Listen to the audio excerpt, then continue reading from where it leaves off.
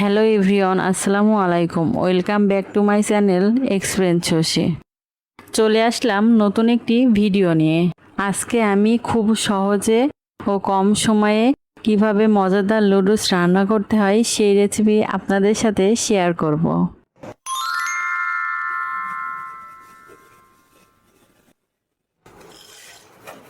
প্রথমে অল্প কিছু পাস্তা সিদ্ধ করে নেব। আপনারা পাস্তাটা উঠিয়ে দেখবেন যে 70% মতো সিদ্ধ হয়েছে কিনা। পাস্তাটা 70% মতো সিদ্ধ হয়ে আসলে নুডলস দিয়ে দেব। আমি এখানে 1 প্যাকেট নুডলস নিয়েছি। এইবার নুডলস এবং পাস্তা একসঙ্গে সিদ্ধ করে নেব। এখানে পাস্তাটা একেবারে অপশনাল, আপনারা চাইলে শুধু নুডলস দিয়েও রান্না করতে পারেন, তবে নুডলসে পাস্তাটা দিলে খেতে বেশি মজা লাগে। নুডলসটা সেদ্ধ করার সময় বেশি নাড়াচাড়া করবেন না, এতে করে নুডলসটা ভেঙে যাবে। নুডলসটা 80% সিদ্ধ হয়ে আসলে নুডলসটা নামিয়ে নিতে হবে। নুডলস নামিয়ে নুডলসে কখনোই ঠান্ডা পানি দিবেন না, এতে নুডলসের স্বাদটা অনেকটাই কমে যাবে। আমি এখানে নুডলসের মশলা ছাড়াও একটি ম্যাগি মশলা ইউজ করেছি।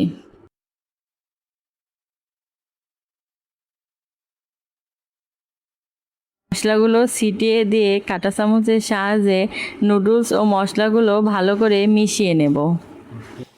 মশলাগুলো মেশানো শেষ হলে একটি প্যানে তেল গরম করে নিয়ে পেঁয়াজ মরিচ কুচি দিয়ে 1 চিমটি লবণ দিয়ে হালকা ব্রাউন করে ভেজে নেব।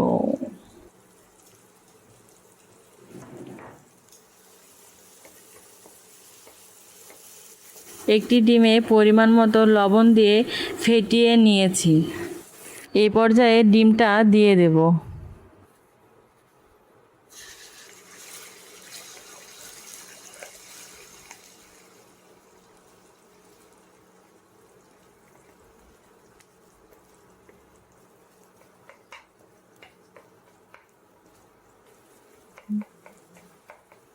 ডিমটা ছোট ছোট করে কেটে ভেজে নিয়ে নুডলসটা দিয়ে দেব। চুলাটা লো ফ্লেমে রেখে নুডলসটা ভালো করে মিশিয়ে নেব। নুডলসটা কিছুটা পরিমাণ দলা পাকিয়ে থাকতে পারে। দলা পাকিয়ে থাকলে চামচের সাহায্যে দলাগুলো ছাড়িয়ে দেব। এই পর্যায়ে কিছুটা পরিমাণ সস দিয়ে দেব। সসটা ভালো করে মিশিয়ে নিলেই তৈরি হয়ে গেল আমাদের মজাদার নুডলস।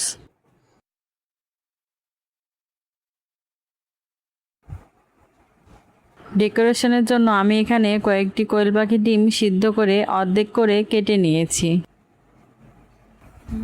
ডিমগুলো এবার সাজিয়ে দিলাম, কিছুটা পরিমাণ শসাও দিয়ে দিলাম।